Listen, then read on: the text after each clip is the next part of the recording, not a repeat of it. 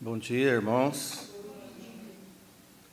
Uma nova manhã de domingo para nós.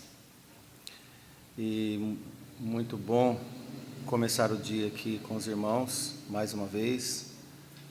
Hoje nós vamos fazer a abertura da nossa escola bíblica dominical, no agradecimento a você que veio hoje aqui, as nossas duas queridas amigas.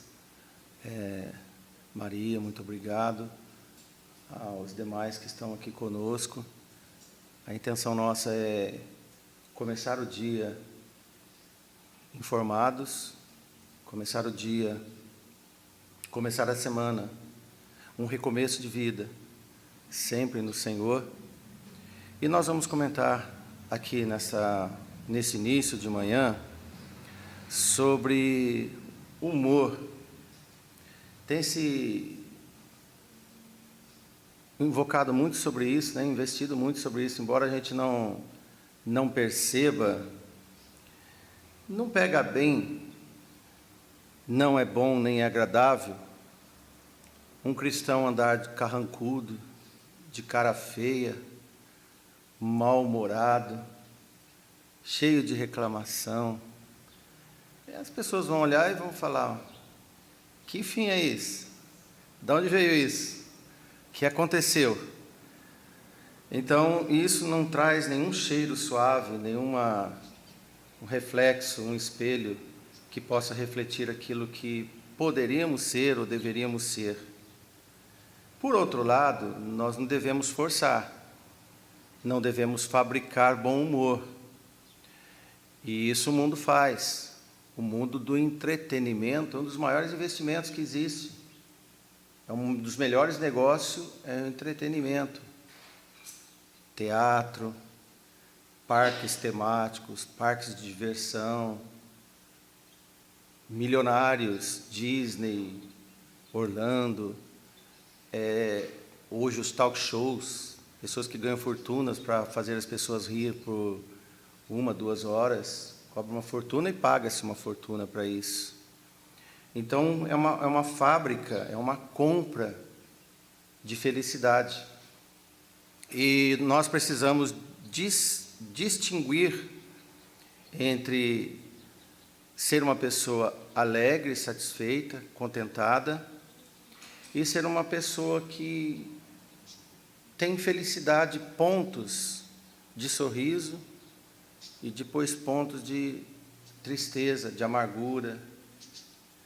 E isso, quando nós abrimos a palavra do Senhor, nós colhemos informações sobre o assunto.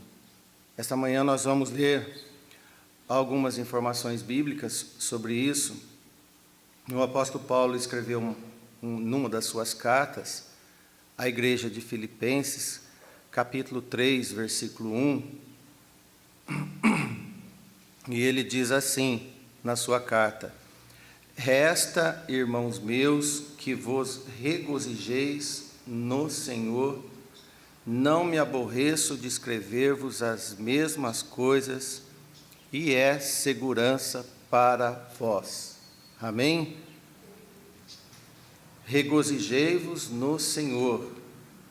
O regozijo é um externar sentimento de júbilo, externar contentamento, externar alegria. E ele diz que essa manifestação de humor, ela vem no Senhor. Não diz que vem de coisas que nos faz ou induz a ter regozijo. Por outro lado, o comportamento que se diz por aí feliz, esse comportamento de afeição, de felicidade aparente, ele é provocado por fatores externos, os quais nós falamos sobre essa indústria, a indústria do riso, a indústria da felicidade.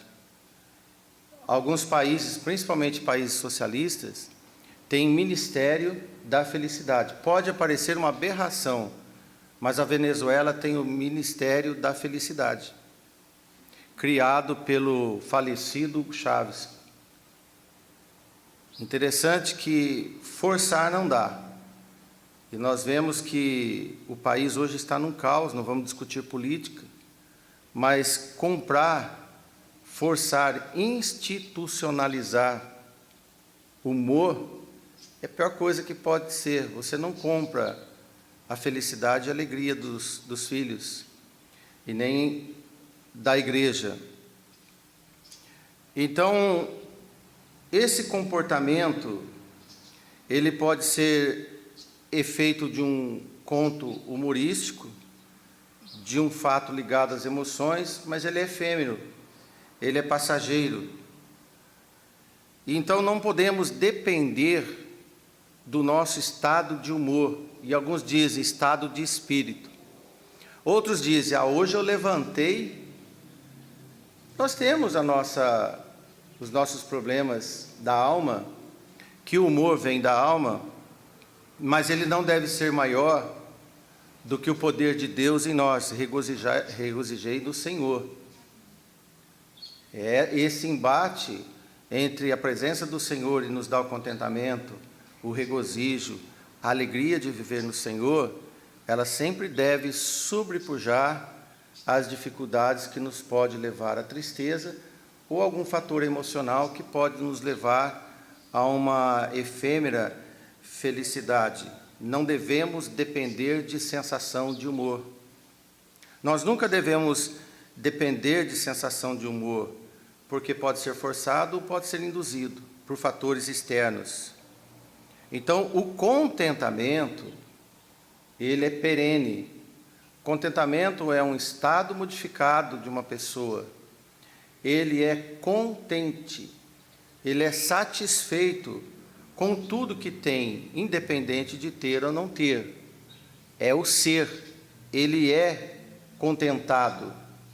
E Paulo diz, sei me contentar com o que eu tenho, tanto ter em abundância, como ter a carência, tanto ter fome, como ter fartura.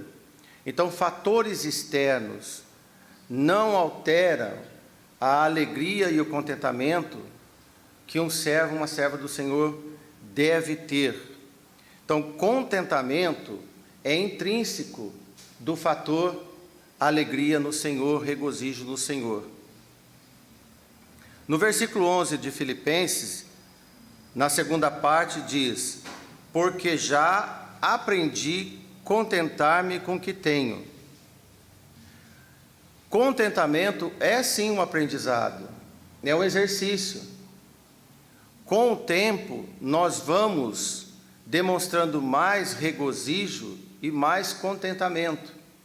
E já não depende mais de fatores externos para nos contaminar, para contaminar nosso humor, mas sim aprender a viver contentado, satisfeito, e vem de satisfação.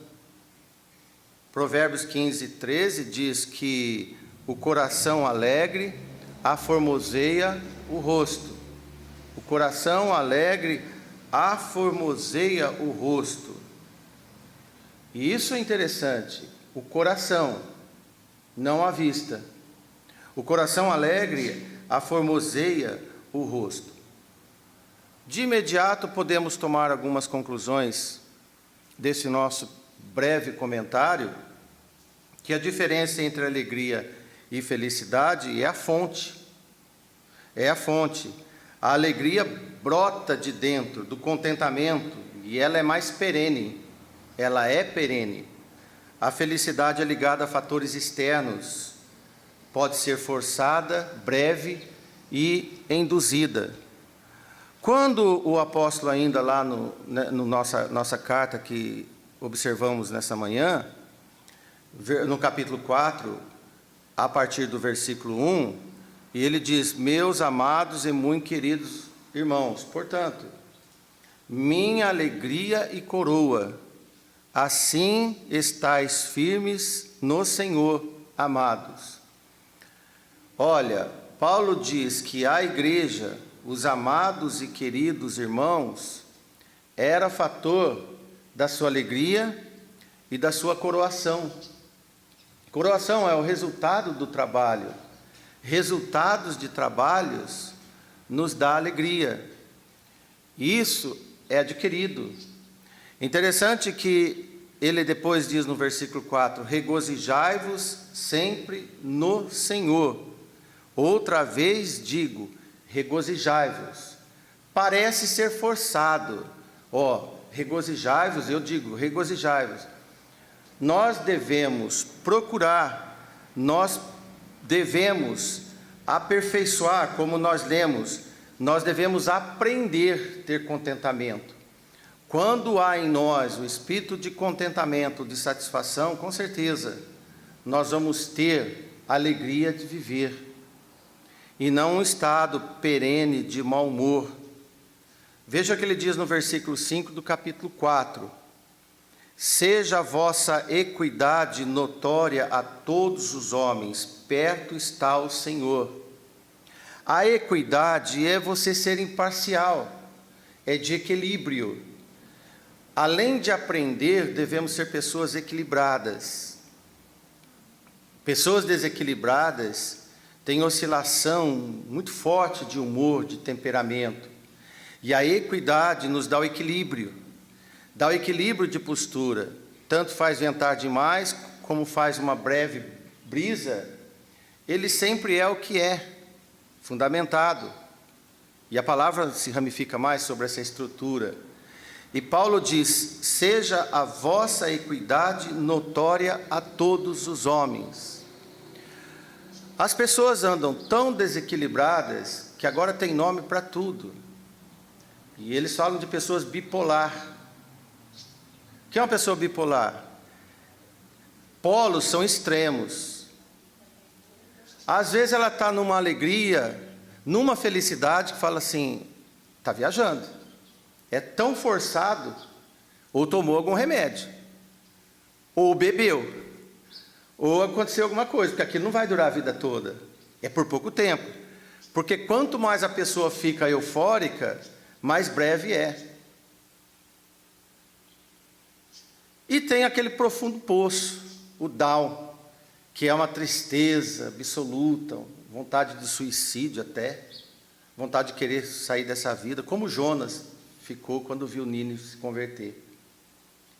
E aí os médicos falam, e essa pessoa é bipolar, toma remédio, toma antidepressivo, toma isso. E aí a pessoa dorme quase que 24 horas, e ela sai desse estado bipolar e passa para um estado letárgico, sonolento. Enfim, não arrumou nada, mudou o cenário, mas a pessoa ainda não transformou. Esse é a doença do século. E infelizmente, isso passa e contamina até a própria igreja. Veja o que Paulo diz no versículo 6 sobre esse assunto. Não estejais inquietos por coisa alguma. Não estejais inquietos por coisa alguma é fator externo. Coisa alguma é fator externo. Coisas simples pode ser que nos altera. Não estejais inquietos por coisa alguma, pelo contrário, diz ele, antes as vossas petições sejam tudo conhecidas diante de Deus, pela oração e súplica e ação de graça. A nossa âncora, ela deve ser jogada num porto seguro, lançada num porto seguro. Aí então, nós podemos ter um sentido perene de contentamento, de segurança, porto seguro, e evidente que vai vir um sintoma da alma de alegria, regozijando sempre. Porque se nós formos buscar nosso refrigério em alguma coisa, ou múltiplas coisas, ou coisa alguma, nós vamos ter problema certo, que vai ser a inquietude. E a inquietude é instabilidade.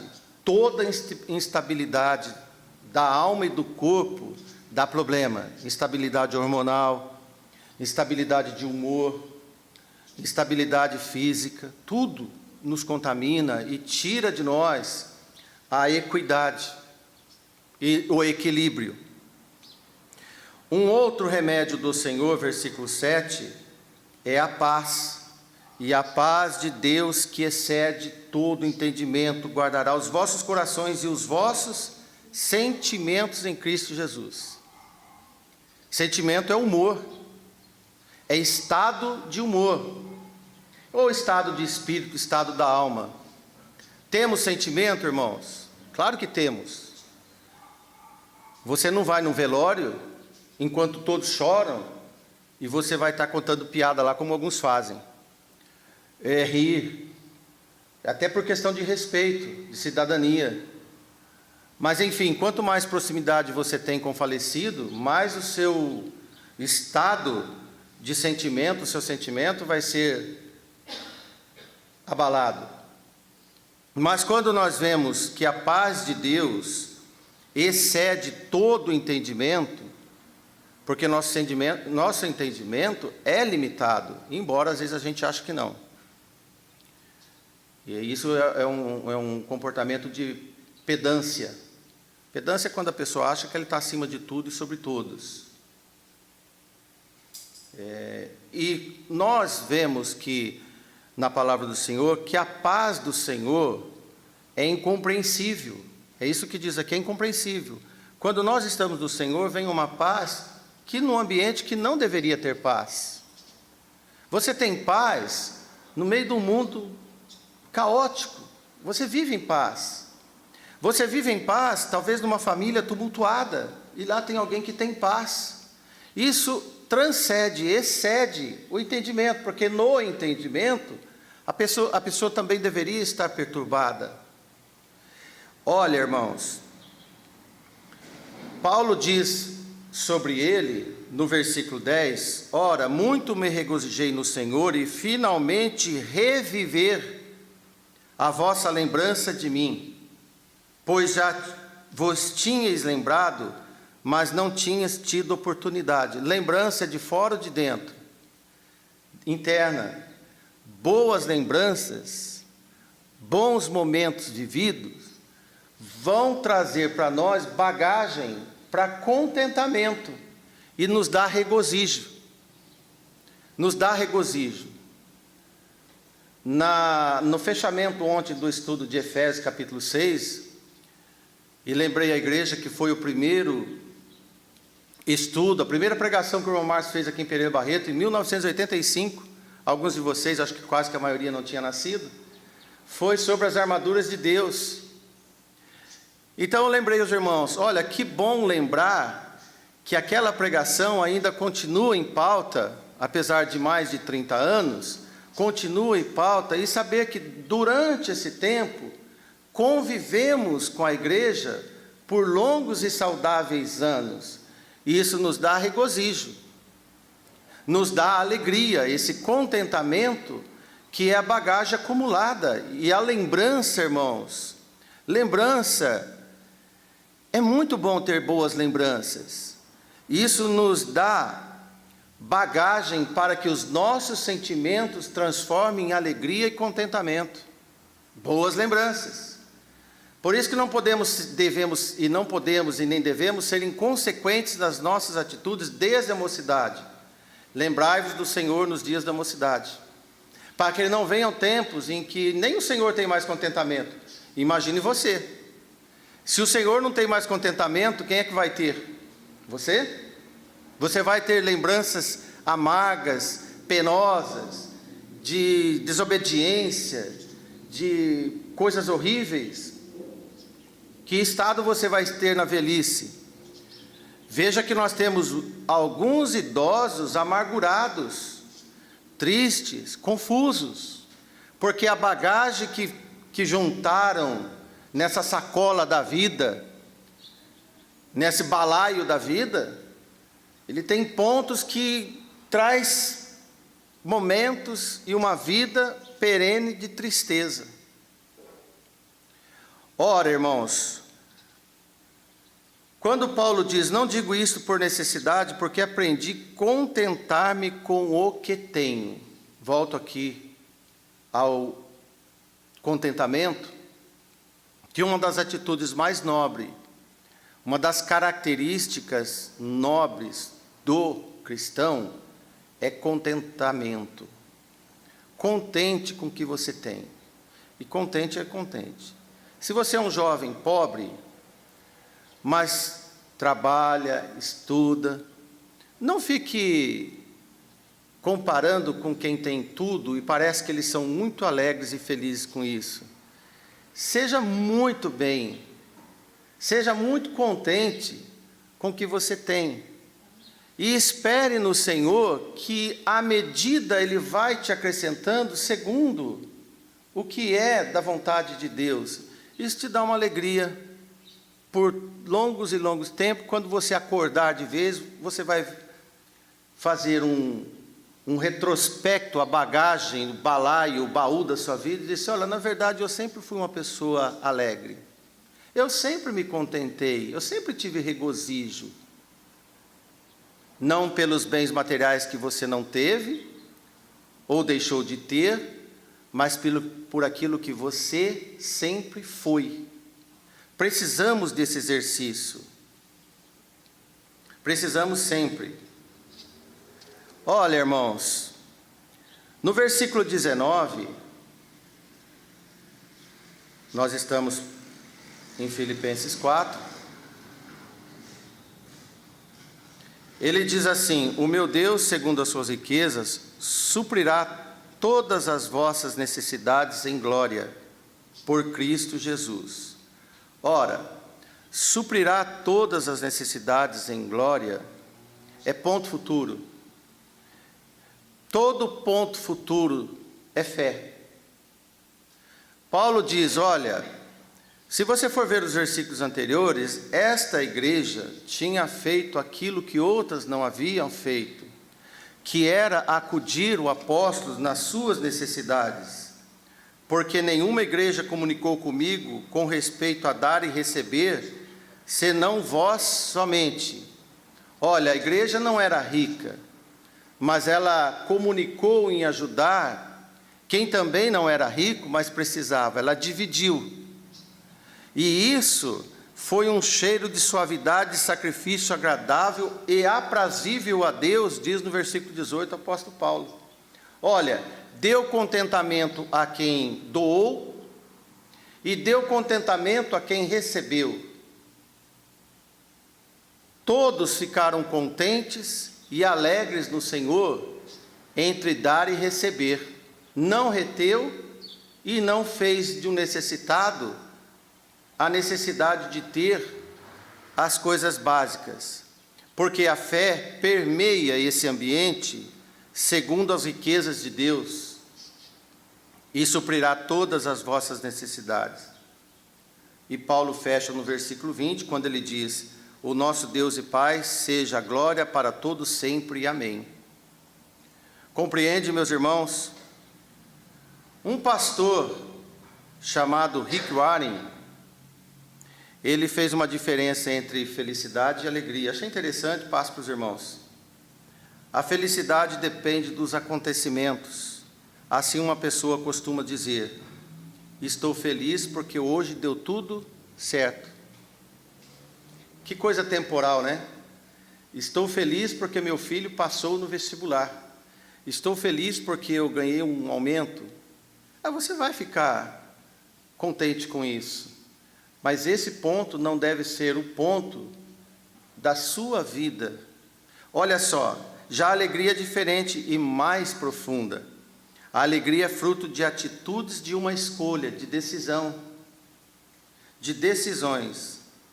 A alegria não depende só de pontos ou de circunstâncias, e sim das obras da nossa fé, a esperança. E aí nós vamos poder compreender esse entendimento sobrenatural que é a alegria do Senhor em nós. Amém? Paulo não diz aos filipenses, estou alegre porque o momento é de bênção, e é bom. Eu uso essa palavra bênção porque Deus nos abençoa, mas está um comércio de bênção hoje em dia, e as pessoas migram das suas casas para ir na igreja para adquirir a bênção. Irmãos, isso é felicidade. O que o Silvio Santos fazia na década de 70 e 80 com o baú da felicidade, as igrejas fazem hoje. Querem vender felicidade através de bênçãos esporádicas. O Senhor é perene, é eficaz em nós, Ele nos dá alegria. Bênçãos, meus irmãos, podem ser circunstanciais, mas não altera a nossa alegria. E então nós podemos, cada dia mais, crescer no Senhor. Paulo diz em Romanos assim, Romanos capítulo 5, versículo 1: Tendo sido, pois, justificados pela fé, temos paz com Deus, por nosso Senhor Jesus Cristo, pelo qual também temos entrada pela fé esta graça, na qual estamos firmes, e nos gloriamos na esperança da glória de Deus. Termina assim o versículo 2. Nos gloriamos na esperança da glória de Deus. Versículo 1 ele diz, temos paz com Deus. Olha, tem paz com Deus. Glorie-se na esperança da glória de Deus. Qual é o humor característico desta igreja? Qual é o humor característico deste cristão? É a alegria. Ele tem paz e esperança. Então, nós podemos contemplar uma vida no Senhor, uma vida de esperança que nunca acaba, que sempre é alimentado. Paulo diz em Romanos 12:12, alegrai-vos na esperança. A esperança traz alegria. Alegrai-vos na esperança. Sede pacientes na tribulação. Perseverai na oração. Tem tempos difíceis na vida? Aqui nós não estamos vivendo um mundo de sonho, ou um mundo de conta de fadas. O mundo de conta de fadas é para dar alegria, é para dar felicidade. Mas nós podemos dizer aos irmãos, temos aflições? Olha, não podemos esquecer que nós vivemos no mundo das aflições. Viver no mundo das aflições não nos dá credenciais para vivermos atolados em tristeza, para vivermos atolados num sistema bipolar. As aflições em Cristo nos alimentam de esperança, e a esperança nos dá a paz, e a paz nos dá cada dia mais a alegria, o refrigério no Senhor. Amém, irmãos? A esperança que temos em Cristo é o nosso motivo de regozijarmos em Cristo Jesus, nosso Senhor. Que assim seja. Em Romanos capítulo 5, versículo 4, você vê que Paulo dá uma aula de superação. Paulo dá uma aula de superação para alcançar postura eficiente no quesito temperamento. Veja o que ele diz, 5 e 4. Mas também nos gloriamos nas tribulações, sabendo que a tribulação produz paciência. Nos gloriamos nas tribulações, sabendo que a tribulação produz paciência. E a paciência é a experiência, versículo 4, e a experiência e a esperança. Amém? Se há esperança, não há desespero.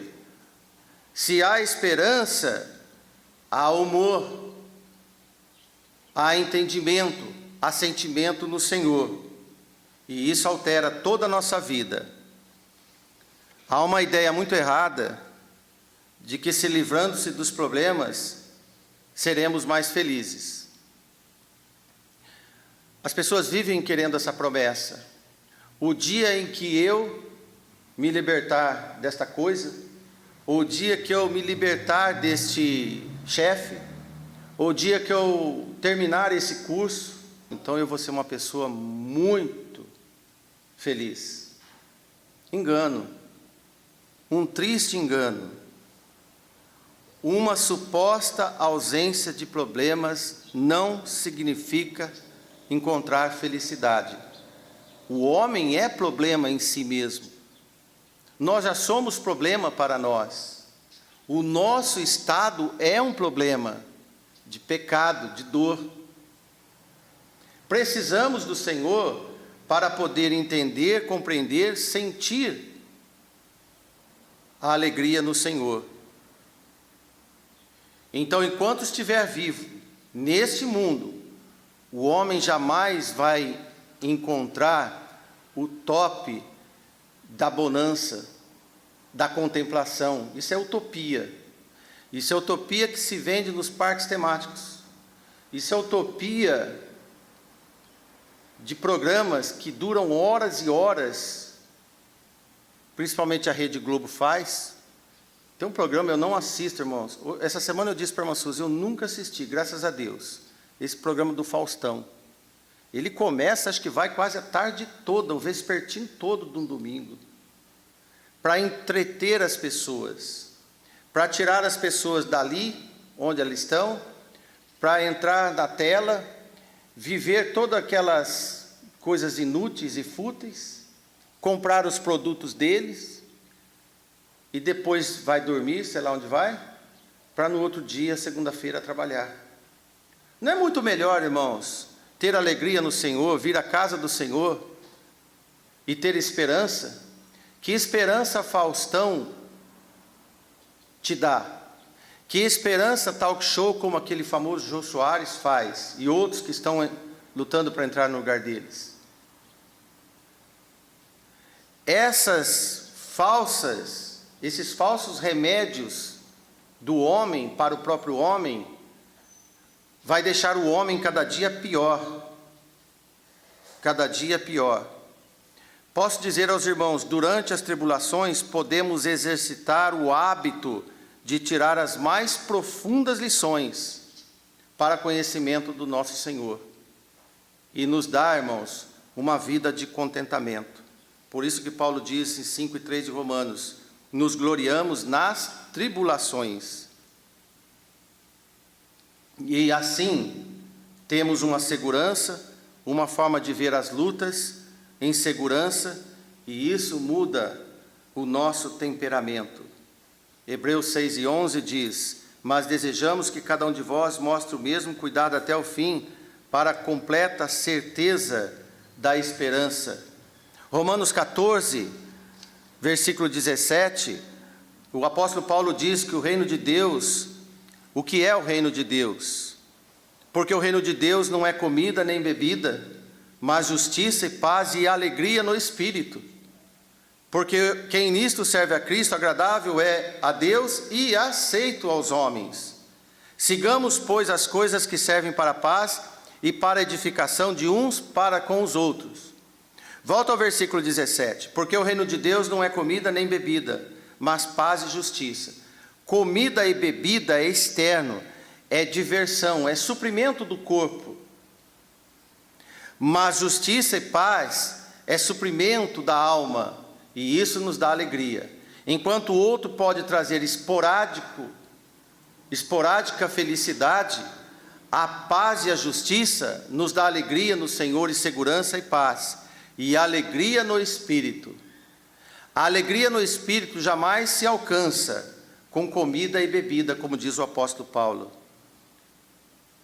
E ele diz no versículo 19, sigamos as coisas que servem para a edificação.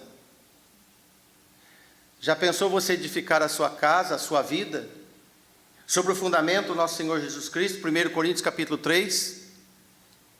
Que material você edifica a sua vida? Com ouro, pedras preciosas ou com feno e palha? Como você edifica é o estado de humor em que você edifica. É certo que nós devemos edificar no Senhor com alegria, contentamento, segurança e esperança no Senhor. A bela construção que você faz para a vinda do nosso Senhor Jesus Cristo. Nesse comportamento, nesse estado de entendimento, de sentimento, como nós lemos em Filipenses, nós podemos dar graças em tudo. Como diz o apóstolo Paulo em 1 Tessalonicenses 5,18, porque essa é a vontade de Deus em Jesus Cristo para convosco. Amém? E a capacidade de servir e se doar, como Paulo diz aos irmãos, que fizeram em alegria, em contentamento. Serviu a Paulo, supriu Paulo e deu alegria tanto a Paulo e a eles. Dar-se-vos-á boa medida, recalcada e sacudida, transbordando, e vos deitarão no vosso regaço, porque com a mesma medida em que medirdes, medirão a vós de novo. Amém, irmãos? Que a alegria e o contentamento e a paz de espírito esteja no sentimento de todos nós. Que não seja uma contaminação externa, uma motivação externa, mas que vem do Senhor. Quanto aos motivados por fatores externos, irmãos, é a vida dolorosa, é a vida triste, é a vida pontual. Vida pontual é a vida que tem polos, mas a vida no Senhor, a vida serena, a vida perena, ou a vida perene, é a vida constante, independente de fatores externos. Nós vivemos em esperança. E em esperança, com alegria, com contentamento, contentes aguardamos a vinda do nosso Senhor Jesus Cristo. Amém? Um bom dia a todos nós. Se a paz a mais doce quiseres me dar, se a dor a mais forte sofrer,